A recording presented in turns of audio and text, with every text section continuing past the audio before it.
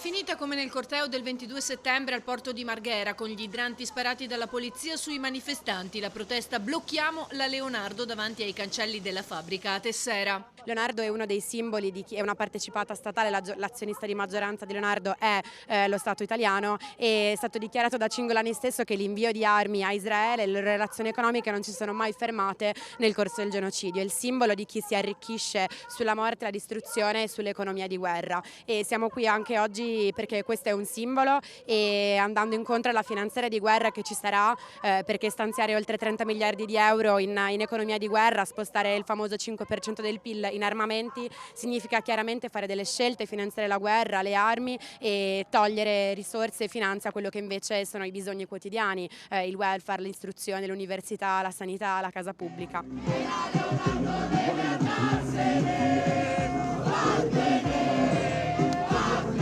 La protesta, che ha visto la partecipazione di circa 1500 persone provenienti da tutto il Veneto, è iniziata alle 10:30 con il corteo partito dal parcheggio di Canoghera.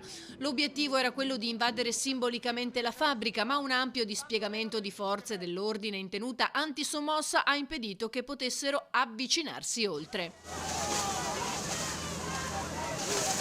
Dovremmo essere tutti in questo momento, oggi in tutta Italia e nel mondo, in piazza a gridare basta a questo schifo, perché quando è successo nel passato abbiamo tutti detto mai più, e invece sta succedendo per interessi economici in cui l'Italia direttamente, personalmente è coinvolta. Quello che sta accadendo, si era sempre detto che non sarebbe mai più dovuto succedere, che le guerre non sarebbero mai più dovute accadere in questa terra, e invece ci sta ripetendo di nuovo, e molte persone stanno zitte perché fondamentalmente non capiscono veramente, cioè lo sentono come distante da loro. Un atto di aggressione del genere ultimamente l'abbiamo solo visto nei libri di storia, e visto che nessuno si è alzato allora, noi vogliamo alzarci oggi. Questo è il nostro grido di allarme, di battaglia. Per alcune ore la zona è stata interdetta al traffico, provocando una lunga coda di auto dirette verso il Casinò o verso Mestre. Intorno alle 14, dopo che la polizia ha allontanato i manifestanti con gli idranti, la strada è stata liberata. Una ragazza, raccontano gli scioperanti, sarebbe stata ferita.